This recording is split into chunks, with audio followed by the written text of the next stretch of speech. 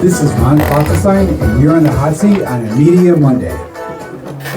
Hey everyone, I'm Ron Klopfenstein, and you're in the hot seat on a Media Monday.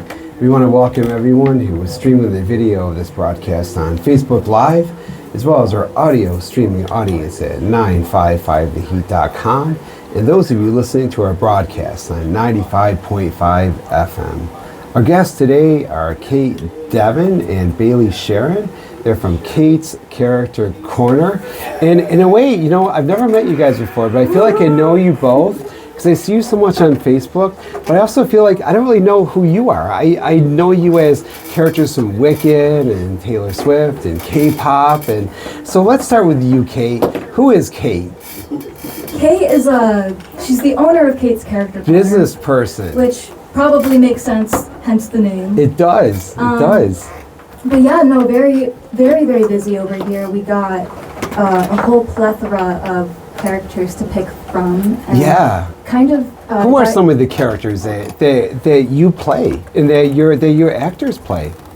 Definitely diving into who Cait Devin is a little bit. Yeah. I feel like I'm definitely kind of, or at least the characters that I've played have definitely helped my personal journey quite a bit as well. I'll bet. How?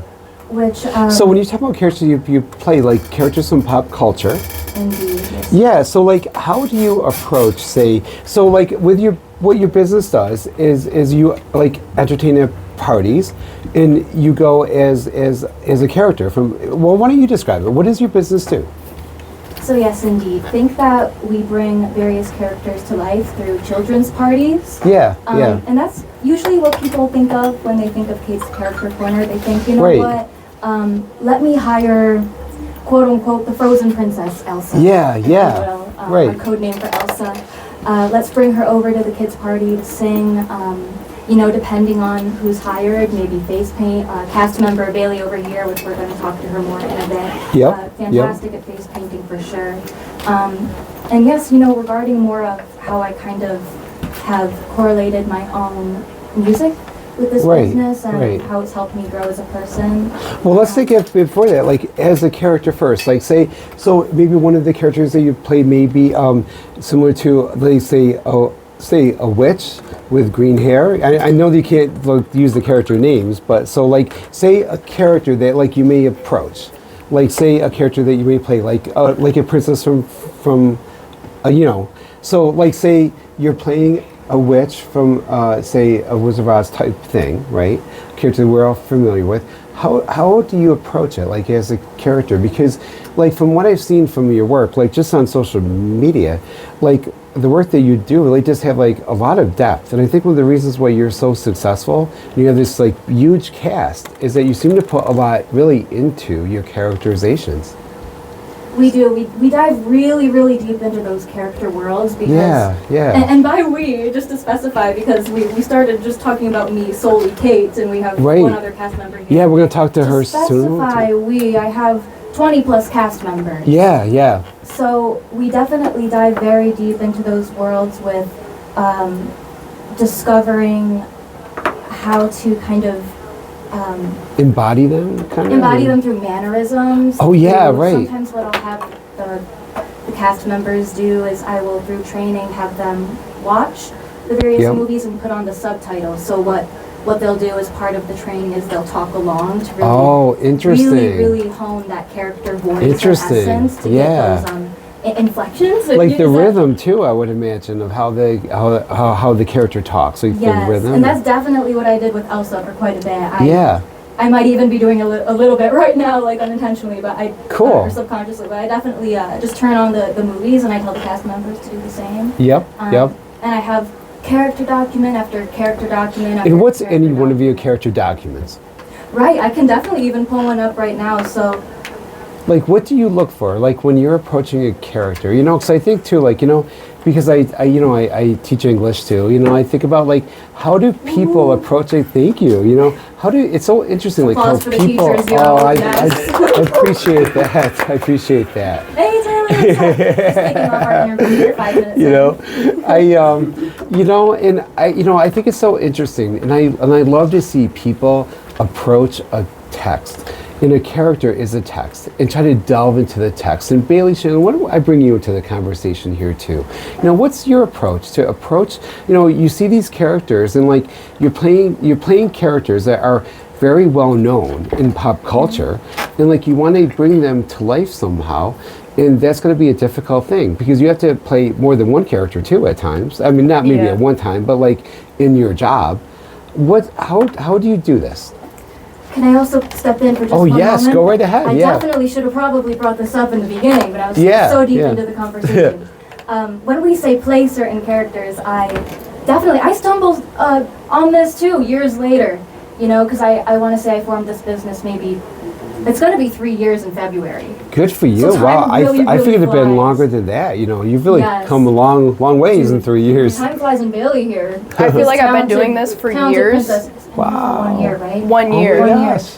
But when we say we play characters, I try to really avoid that because I tend to say we quote unquote hang out with them. Keep the magic alive a little bit. It keeps the magic alive, so I don't play Elsa, I hang out with her, I hang out with Wednesday, and when I try to train the other cast members, such as Bailey, I really try to say, think of the character as your friend, and you're just learning how your friend speaks, how your friend walks, how your friend talks. Because you really want to make it seem like you're stepping right out of that world to make the child's experience as real as possible.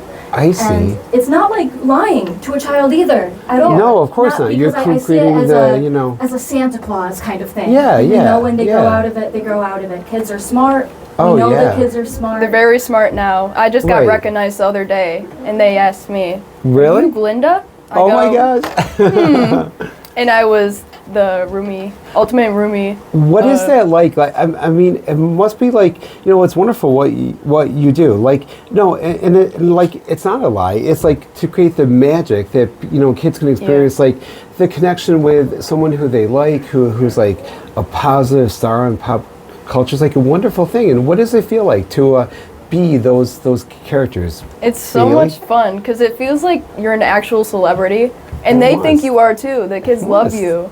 And in that moment, you are. How do they respond? Well, what do they do?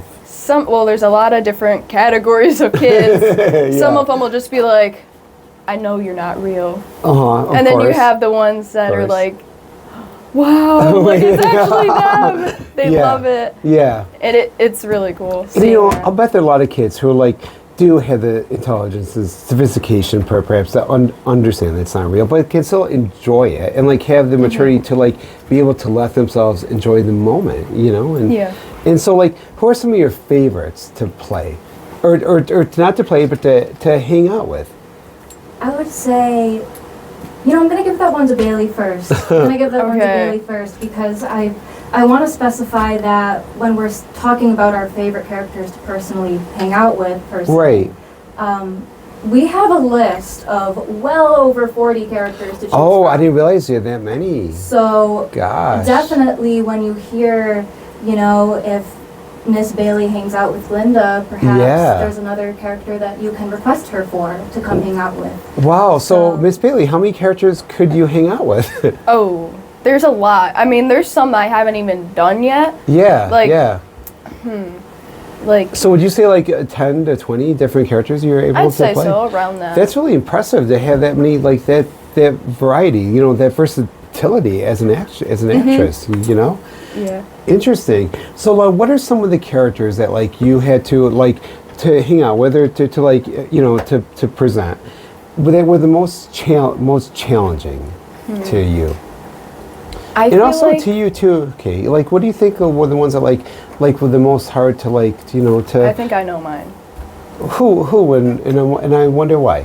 Mine is T-Swift. Okay. Because, I mean, they know you're not the real one, you know. So they're kind of like, I don't know about her. Right. But they do have fun, and they like dancing and singing along with songs. It's really fun. Who's for you, Cait? Like who's somebody that's a real challenge to your skills as an actress, to bring it across? I'm really thinking hard. I got my thinking face Or on. do they, or like, what sorts of characters do you come easily? Like, what sorts of characters or what sorts of performers do you feel like are just kind of easy for you to like fall into those parts? You know, because I think with actors, like, there's certain parts that they play really easily, and there's certain parts that like are a stretch. You know. Absolutely. I definitely think that one that comes very easily to me is Wednesday Addams. Because I do tend to mask quite a bit as a neurodivergent woman. I'm always, you know, I'm definitely very uplifting, very smiley, but definitely I'm very much so a Wednesday Addams at heart. Yep. I think, and alongside that, definitely Elsa for sure. Those are. But then again, how would you describe Elsa? No, can you say Elsa, or do you have to say Frozen Princess? So I don't know how this works. Well, the thing is, Ron. Whatever's good with you is good with me. You know.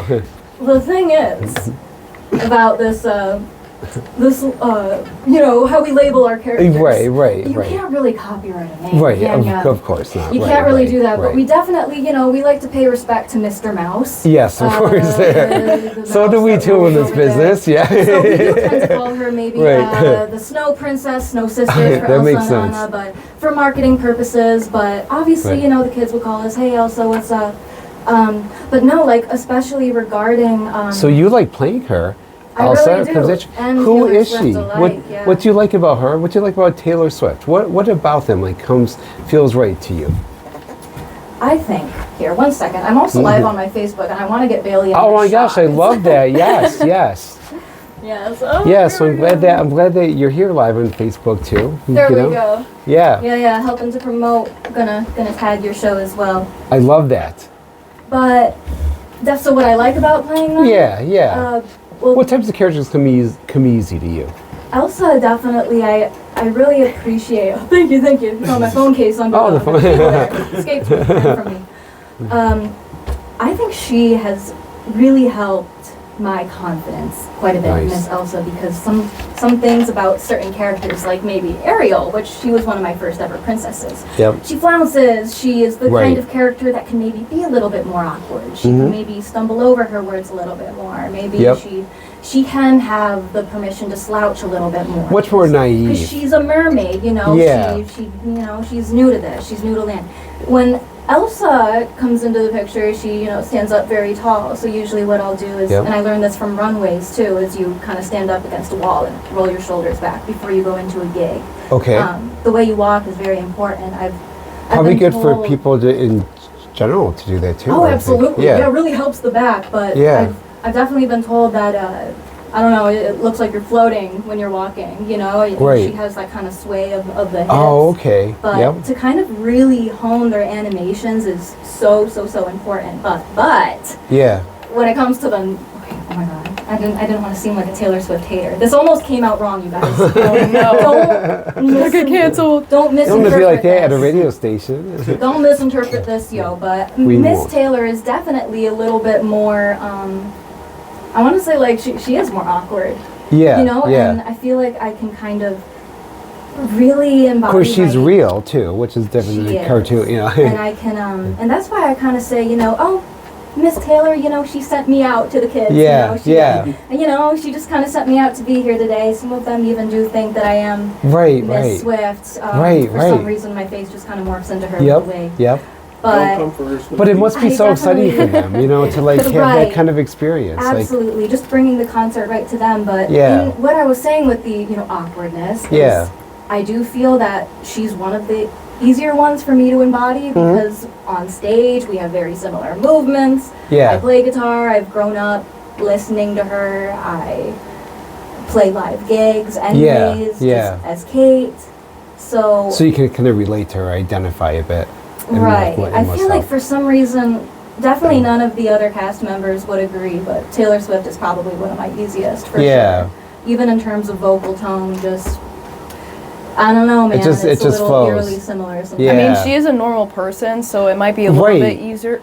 As opposed to animated princess, you know what I mean? I mean, it can definitely go both ways, because sometimes when it comes to certain animations, there have been, and this is something that can also be a challenge. There have been directors even that have made animated work, and they've said, I don't know how we could possibly turn this into a live action because they're just so expressive and their movements are so cartoonish, and his name is, especially with Disney characters. I mean, they're very like, they have that, especially the female characters, they have that like floating on air kind of quality. That would be very hard to. Anime, it can get pretty crazy. Oh, that too. Yeah, that's right. Yeah, that's right. I'm blinking. Even more so, yeah. I'm blinking on the name of the director of the Netflix movie K-pop Demon Hunters, but he.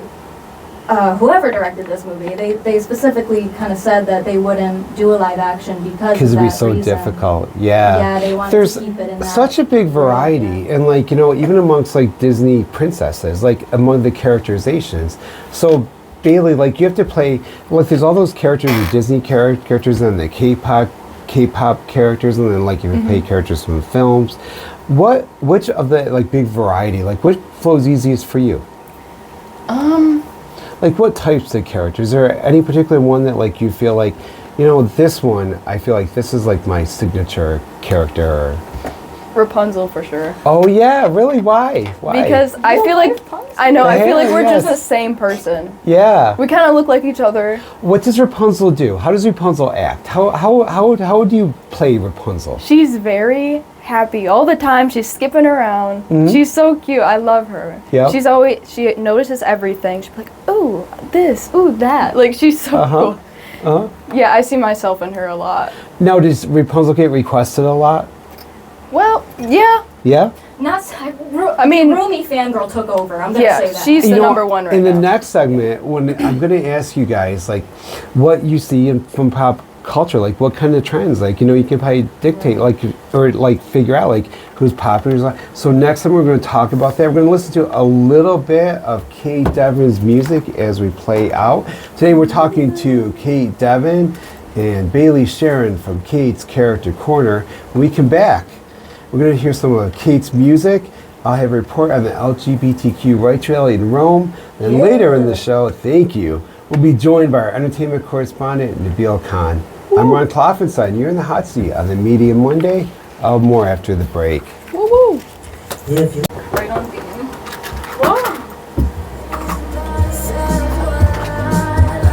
There it is. I love this song. I really do. It's like, oh my gosh. I made this for the station. I'll send it to you. It's the first one I produced by myself. Oh, wow. It sounds good. This is so good. I have a mini pad at home.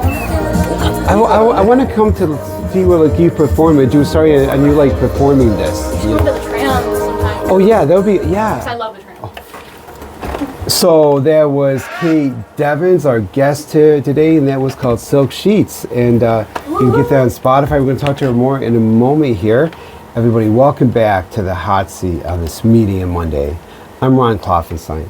The Oneida County Pride Alliance organized an LGBTQ rights rally on Saturday. I was there, and I have this report. I'm Ron Klopfenstein in Rome, where people have gathered for a pro-LGBT rights rally at Fort Sandwich. Ash and Cayenne are both from Rome, and they're both trans. I want to ask you two, what is it like to live here in the Mohawk Valley and be trans? What are you experiencing, and why are you here today? First, I'll start with you, Cayenne. It feels good, you know, having some rights and having some not. It's scary, you know, to go out in public and people knowing you're trans and all that, and, you know, they hold it against you. Have you experienced any negativity or any hostility in the community? Not really, because I try to hide myself. Well, I show more male than, you know, I was before. But you know, how does it feel to have to hide yourself to be in public, to have to hide who you truly are? It feels like I shouldn't have to. It feels like I should be able to myself out in public. What's it like for you, Ash? I mean, sometimes it's scary, not to know, like, who to trust. I'm always wary about new people. Why are you guys here today? To support Mrs. Rice. Both of you, like, why come out and protest today? I just want to see a change, really. Just a change in people's attitudes towards LGBT rights and trans people in general. What do you want people to know? That we're human, just like you. Like, yeah. You don't have to like us, just let us be ourselves. I'm with Ace Moriel, the director of Oneida County Pride Alliance. Ace, what's happening here today? So today we are rallying for LGBTQ rights on both the state and national level due to a lot of stuff that's been happening in the news. What is that stuff? So we're seeing a lot, luckily in New York State is lesser, but nationally we're seeing attacks on LGBTQ rights, particularly our trans and intersex siblings.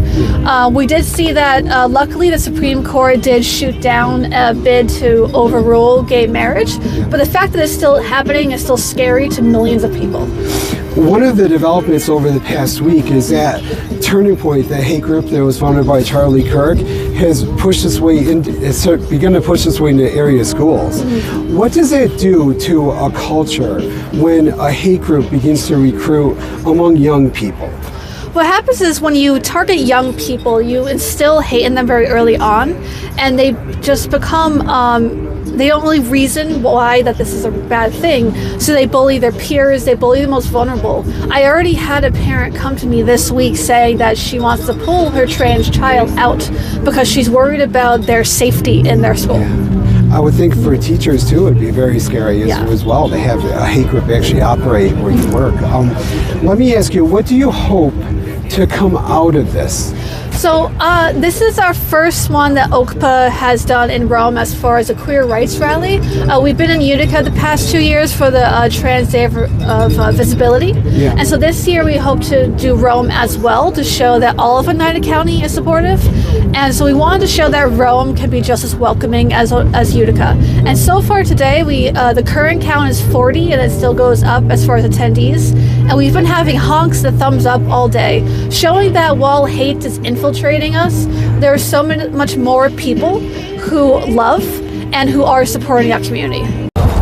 I'm with Josette, Angela, and Dawn, and let me ask you, why are you guys here today? Josette, let me start with you. Why are you here today? What are you protesting? Being a gay black female, I'll give this to support all of us. What is it like right now in 2025 in the United States, in Rome, to be a gay black female? It's better than it used to be, but it certainly can get a lot better. Do you have concerns about the Trump administration, the way that the government is acting towards the LGBT community? Oh, certainly. Like what? Well, just with the trans community, they're still killing people and getting away with it. There's nobody looking out for anybody anymore. It's just get your AR-15 out, and you just had a shooting in North Carolina, Christmas tree lighting. You are a military vet too, right? Well, yeah. How do you feel like about the way that the military is now treating transgender people who retired or who are serving now? It's always been bad, but I just have to be hopeful. Angela, are you hopeful? I am. Why? We're here today in support of our LGBTQ plus friends. I'm hopeful in a city that has always been very red, in a county that's always been very red, that these protests and these support groups will bring attention to the fact that there are several people in our community that deserve attention and don't deserve to be treated the way they are from this administration. So we stayed in solidarity with them. Yeah. Let me ask you, why are you here today? I think there's too much on the line, Ron, in our country today, people's rights. I'm a retired nurse, and I see what's happening with health care and education, and I'm severely concerned. This country is not going in the right direction, and it's not a time to be silent, and we encourage people to join us.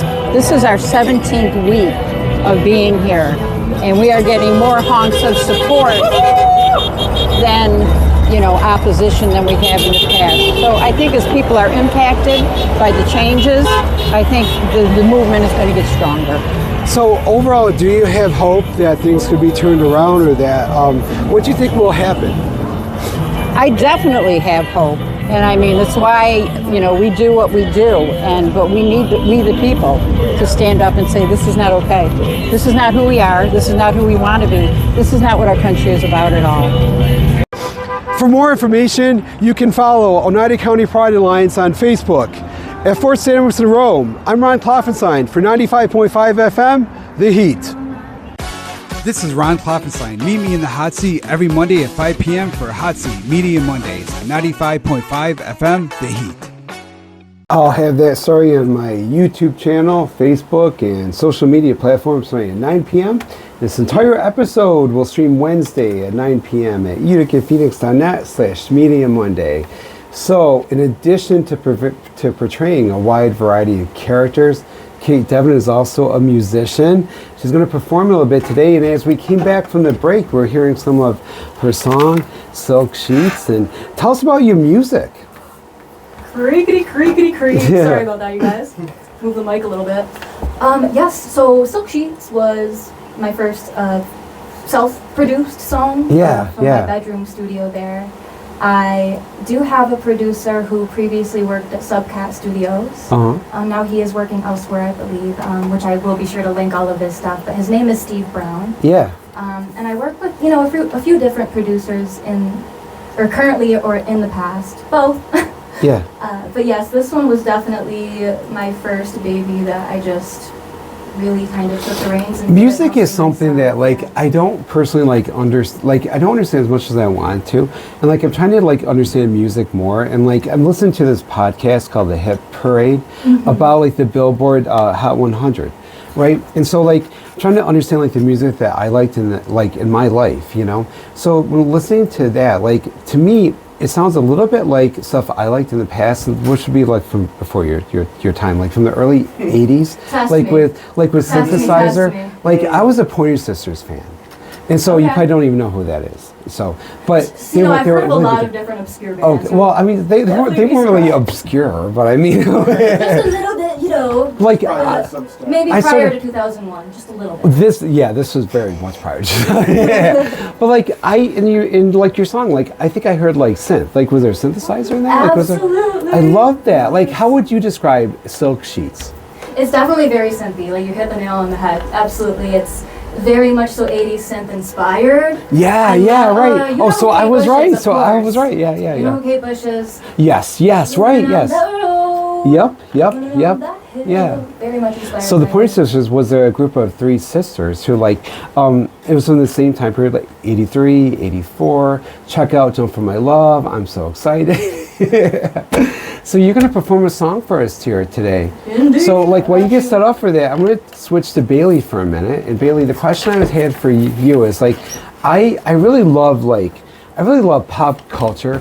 I love to study pop culture, and I love the way that you can kind of see I'm so intrigued by the fact that you probably know who's popular in pop culture at any given time, and who's hot, who's not, that kind of thing. You would be a good magazine editor or talk show host yourself.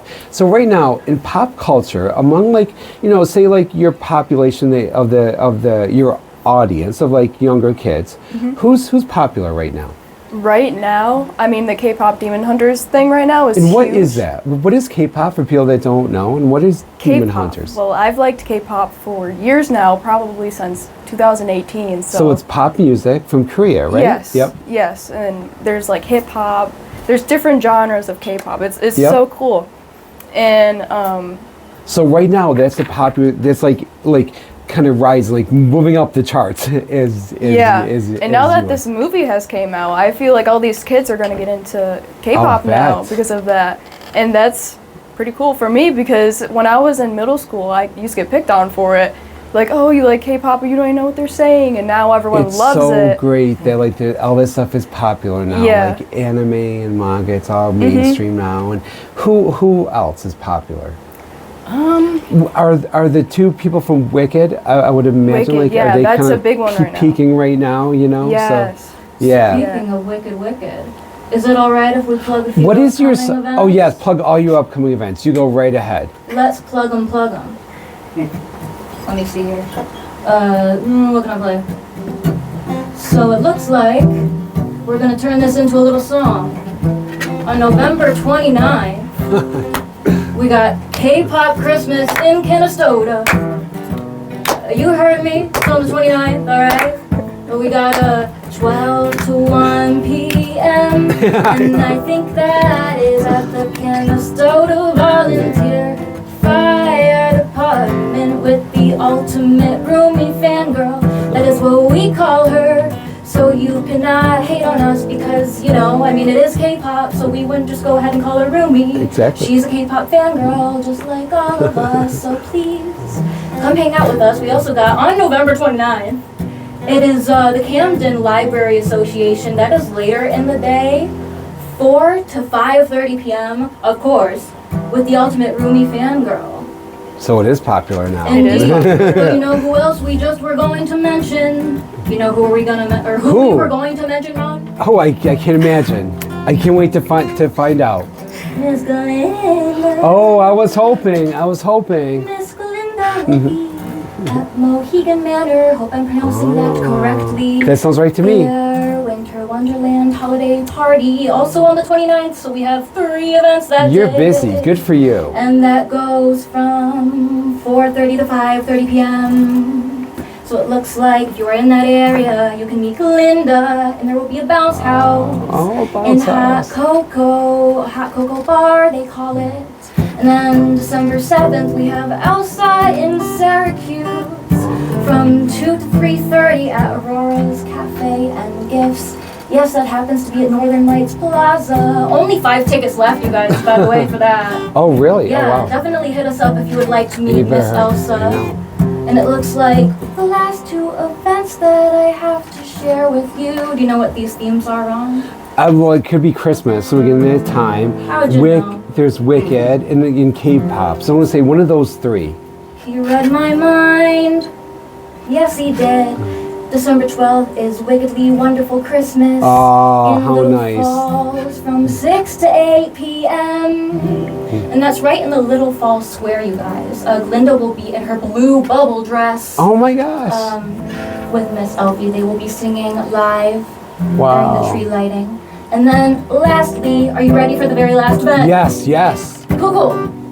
So the one that I previously mentioned is free, but this one is ticketed, very limited tickets left in Herkimer at the Paradise Eatery Frozen Christmas Banquet with Elsa and Anna, and that runs from 1, 2, 3. And Frozen 1, Christmas 2, 3, we are going to roll right into an original song. Yeah, so what's the song we're gonna hear? So, And what's the style and genre? You know, I really like to learn about these songs. Like I like to hear the song, but I like to learn too. You know, like I'm so impressed with myself that I noticed synth in your last song there. You know, it's like I'm starting to learn a little bit here. So what is this song going to be? Like, what is the style of your song? So this one is also releasing, and I want to say that I do love the 80s synth.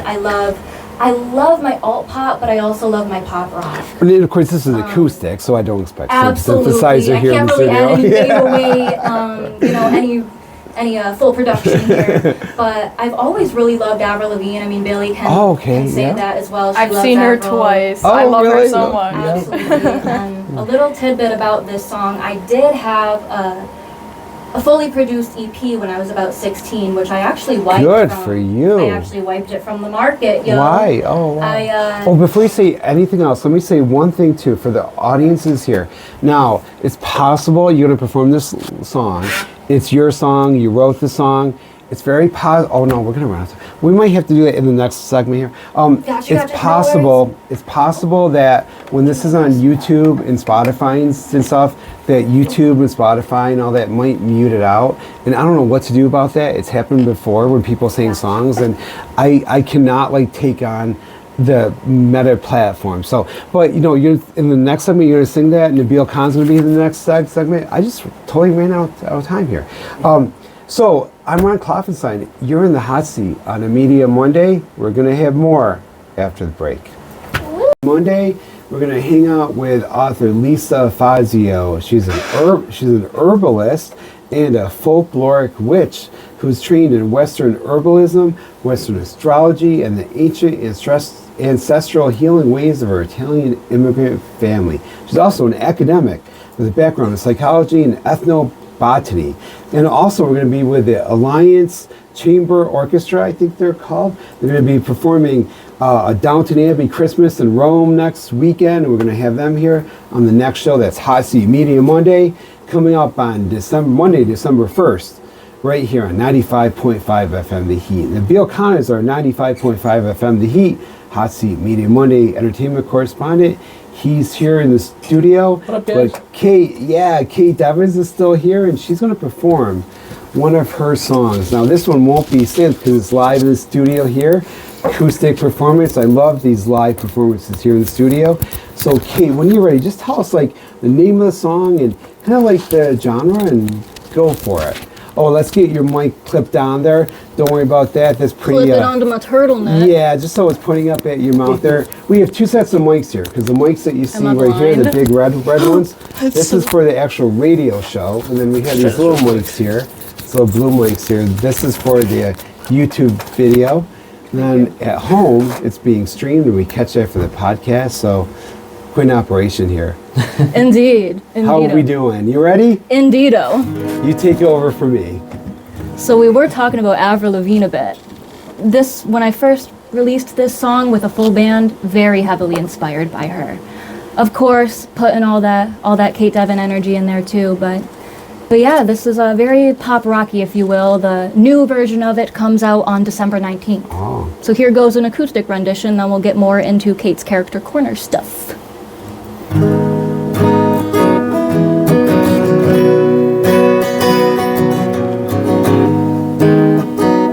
This is called Windows.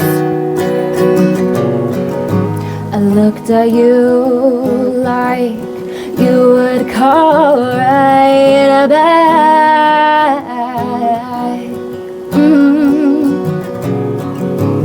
For some time I believed that. Oh,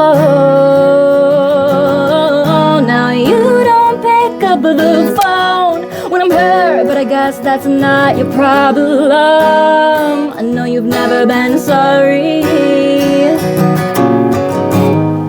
I gave you my all, you gave me a scar where the lines are blurry, right where I should have been healing.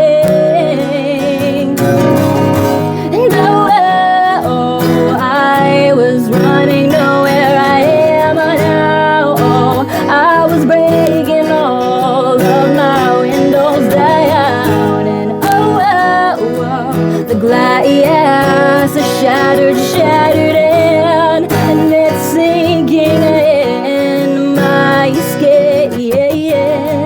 There's no way you have me running through your head, but if I could yet, I would sprint every mile. Nothing to gain in a room full of strangers, 'cause I'm just your silhouette this time. But I was prepared. I took one look at you, and now my self-worth's distorted. Mirror pieces in my hands. Your eyes look like an art, but I had to tell myself their lies won't tear me apart. I was running nowhere, I am now. I was breaking all of my windows down, and the glass shattered and it's sinking in my skin. Oh, under my skin.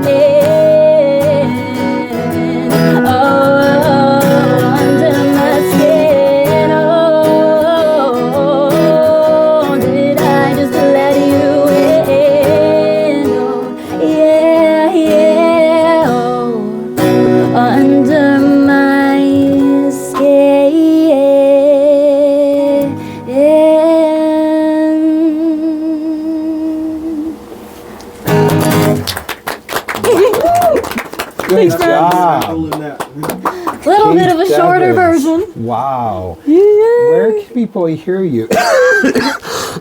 Where can people hear your music? I know that was a cough, by the way. I do have Spotify. Spotify. And you know what? I am working on re-releasing a lot of my projects, so you can find a plethora of singles. very pop sounding with a little bit of alt edge singles. I love pop. And add some 808 in there. Why not? Add some 808 trap. I really like to kind of blend my genres together. Nice. But I really am an acoustic girl at heart. I love my stripped down kind of raw songs. You can just feel more soul. And you perform at the Tram you were talking about. I love the Tram. Shout out to the Tram best things Cafe happen at the Tram, in Utica. If you're an artist, you definitely know the Tram. If you're local, for sure. Yeah. So Nabil joins the sound studio. Nabil, I'm going to let you do some of the talking here while I blow my nose. Sure. Why don't you tell us about Wicked 2? We picked a perfect week for it. It's just wicked here. You're literally sitting next to someone with green hair and a green coat, and it's like Cait Devin, some Cait's characters. I'm at the movie all over again seeing it. Let's talk Wicked. Yeah. So I got to see it 5 days earlier on, and it was really good.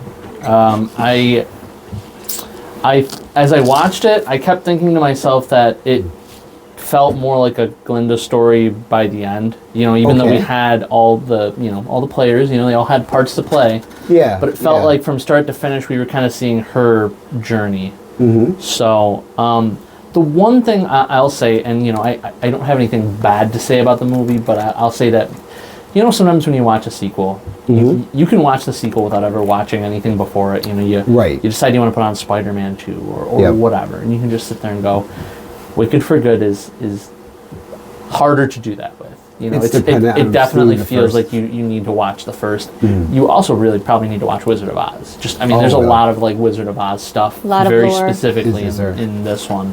They kind of give you the fast forward version of what happened in the Wizard of Oz movie in the background of Wicked for Good. Right. So, but if you've never seen, Wizard of Oz, you're kind of just like, hey, what's that girl doing? I don't know, what's going on with her and those 4 people she's walking on? Whatever. And not I mean to cut you off there. No. Without spoilers. Yeah. How does it have a satisfying ending when because in the first one, I've certainly come to identify with Elphaba. It's and we kind of don't in the Wizard of Oz, she doesn't come to a good end. Does Wicked 2 have a satisfying ending? Or? I think it ends very similarly to Wicked 1 in that you could be happy with what you see at the end, but they also sort of leave you the door open in case they decide they want to revisit any of these people. Obviously, from 1 to 2, that's more specific because there's 100% more to tell from 1 to 2. Right. But as 2 ends, we kind of see everybody more settle into their roles out, and or they go maybe on new journeys. Yeah, I'm actually trying to imagine how it ends, but I don't want to know. Yeah, but I did read the book back in the 90s or 2000s, so I can't remember it. So. It does change from the book. Not drastically, but enough so that if you read the book and you're watching it, you're like, oh, I'm not just seeing the exact same thing from page to screen. Yeah. So Cait, you're pretty much immersed in this stuff too as well. What is it about Wicked, about Wizard of Oz, or about these characters that has so captivated our imagination for over 100 years?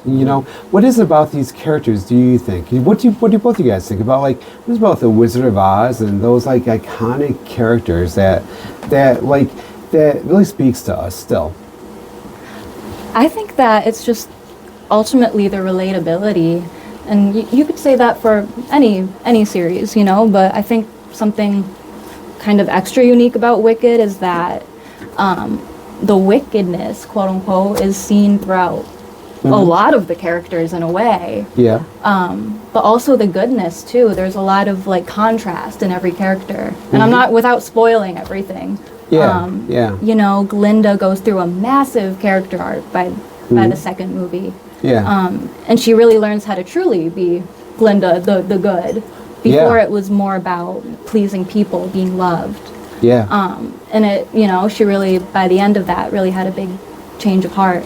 But, or I don't know, her heart developed in a way, I should say, due to Elphaba's friendship. But, nobody in that movie was perfect. Right. For sure. So I feel like we can all kind of see ourselves in each character.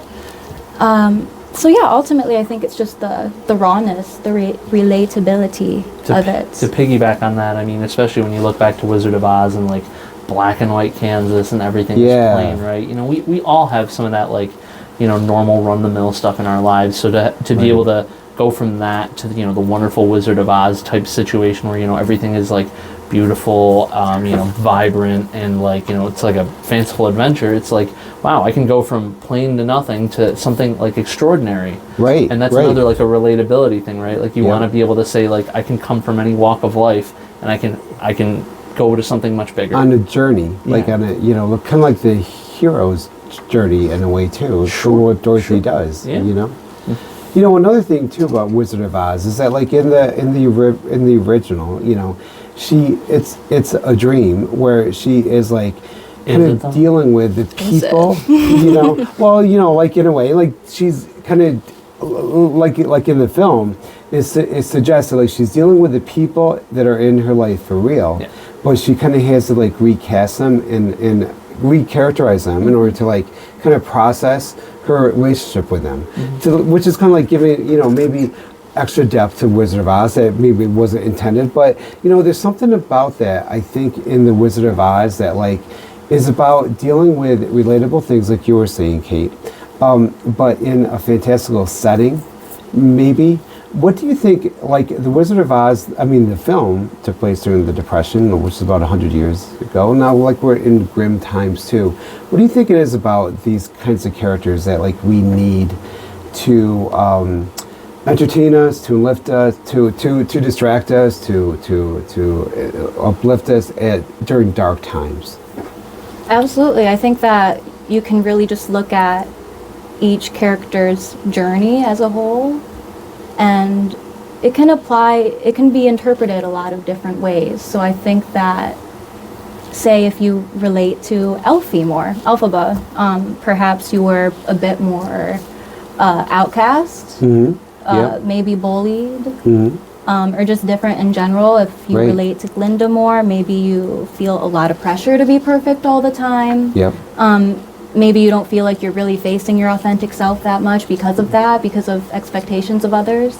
So I think that, seeing them go through such massive battles in this fantastical world, you think, well, if they can do all that, Glinda can float around in her bubble here after not gonna spoil anything, but if she can go through all that, we can kind of band together too, because a big part of the end, without spoiling everything, is her really accepting everybody just for the sake of accepting, not to gain anything. But definitely, speaking of that, if you are a Wicked fan, tuning in, definitely on December 12th we have Wickedly Wonderful Christmas in Little Falls. That's Wicked and Christmas put together. How awesome is that? Cait's character corner. What's a Wickedly Wonderful Christmas going to be like? There's going to be a tree lighting. Oh my gosh. And Elphaba's going to be singing Defying Gravity outside during the tree lighting. Oh, it'll be outside? Some of it. Yeah. It's going to be a very warm meet and greet area indoors. Oh, okay, good. Different vendors. Oh yeah, because if you're just like Glinda, Glinda's going to be nice and warm in her nice petticoat and everything, but definitely come out and meet them. They're going to be on site for several hours, and I believe the only other Wicked holiday event that we have coming up is a little bit prior to that, meeting Glinda at the Mohegan Manor in Baldwinsville. So that is a little bit further. But yes, I suppose whenever we're ready, I would love to chat about more cast members. Oh yeah, so tell some of the other cast members. We have a few minutes left, so tell some of the people that you have and some of the characters. Like, how do you know when it's time to like integrate a new character into the repertoire? I think it's just paying attention to the pop trends. Like, if it's Halloween time, what are the kids dressing up as? If you're another character, say if you're Cinderella, they might be like, hey, where's so-and-so? Because I just watched their movie. So feedback from the audience. And the most important feedback you can get is from the kids. I was going to say too. Yes. TikTok too, right? And also seeing just what other people are kind of doing creatively on TikTok throughout the world, because there's lots of other cosplayers that don't do it professionally. They just do it for fun, and it's a very supportive community though, and to do this professionally for the sake of making kids happy, that's our ultimate mission. I think that's such a big privilege. So it is. If people want more information, for Cait's character corners, what's the best way to get more information? For sure. Definitely, if you would like to book with us in the central New York area, you can just head over to caitdevin.com because alongside just managing all of the performers and overseeing everything, I own the company, I founded it. So right on my website, spelled C-A-I-T, as in Caitlin. Right, Devin, Cait, like that, D-E-V-I-N. Oh, like Caitlin, that's where that comes Yes, from. yep, I was wondering why you spelled it like that, and it makes sense now. My name is Caitlin. Yes, it is. Yeah. Devin is actually my middle name. But yes, Cait Devin. I like that, yeah. And then right on the header here, you will see that there is a CCC event booking form. CCC is our abbreviation. That's what we Cait's character. go by. And you can even make a character request. If we don't have the character on our roster, we might be able to provide, we might not. Sometimes I'll go as far as to rent somebody out if I see that they have the attire.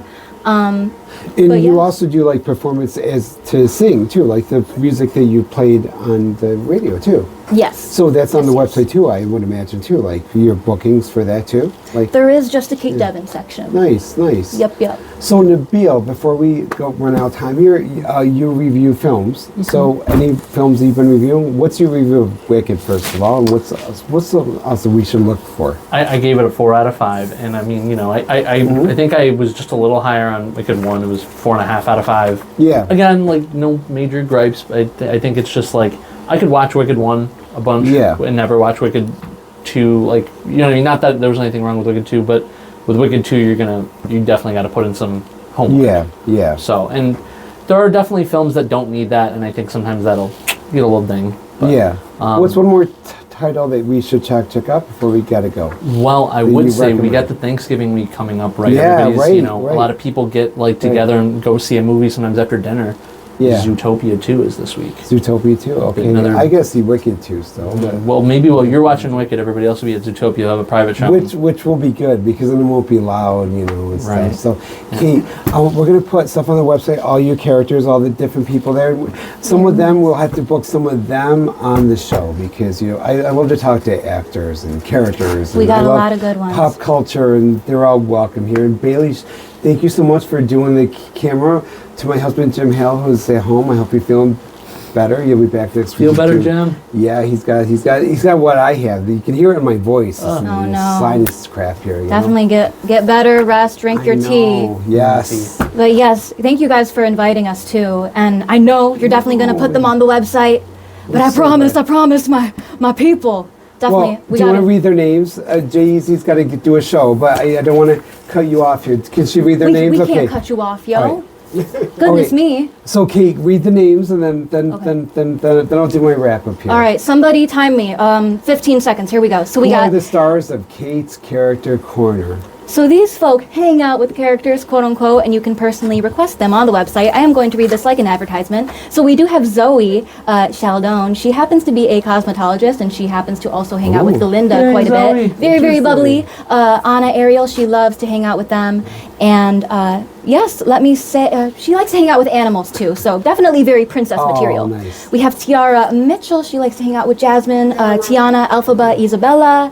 And her day job, she is a housing administration advocate employee at and SUNY Princess Poly. by Night. I love it. Yep. She loves singing and dancing. It was the perfect opportunity to share her talents with children. It's an honor to play her. Oh, look, Ms. this? Rachel He's got a SUNY Poly hat. Yo, SUNY Poly. Oh, look at this. That's why I went to college too. Lots of smart folk there, yo. Yeah. Smart folk. I got two more. Miss Rachel Cotello, she likes to hang out with our Pearl character. She's an original mermaid. Black Widow, Winnie Sanderson, and more. She is currently at the University of Buffalo studying biomedical sciences. She switched her major. She is doing a pre-dental school track now. Wow. Very, very smart. We need more doctors, guys. We need more doctors. We do. And dentists too, especially people like me with my English teeth, you know. Absolutely. The dentist, I've been in the same dentist my whole life. The last time I was there, he took out my card, going all the way back to 1974. My first cavity at 5 years old. That's a proper Englishman right there. First cavity, 5 years old. Englishman. Yes. Gotta build a strong so tell me teeth, more. though. So who are the rest of the people? So Absolute. I hope it's okay to read this like an ad. I'm Well, talking a little bit speedy here. Don't want to cut into anybody's time. But yeah, lots of improv possibilities, Rachel said, with the original characters like Pearl, because we don't really have to follow a criteria, if you will, like a certain, movie or storyline. Then we have Taylor Staskowski. She really likes to hang out with Belle and Cinderella. She is currently a 9th grade English teacher at the Clinton High School. Oh my gosh, and just like me. She got her master's degree. Really? I'm an English teacher. Well, not at Clinton though. I was going to say, imagine if they were like in the same building. English teacher. Oh my gosh, wow. Yes, very smart lady, and the fact that she plays Belle and is an English teacher. Oh my gosh. I broke my rule. She hangs out with Belle. Yes, she does. Yes, she does. Well, tell her I want to get her on the show in January because like yes, please. Taylor is fantastic. An English teacher who's a Disney princess tonight. All right, is that it? I gotta go. That is it. If we didn't shout out any other cast members, we will put you on the website, get you on the show. Also check out Bailey's soap business. She has a bunch of different side projects. It's called Bailey's we'll have Bubble you back to talk Bars. about soap. Absolute. I like soaps like that, just like I like General Hospital soaps. All right, so without Jay-Z, the show would be nothing. He does everything. He is a audio technologist here. I'm just going to wrap this up and say thank you to everyone watching. I will be back next week with another Hot Seat Media Monday.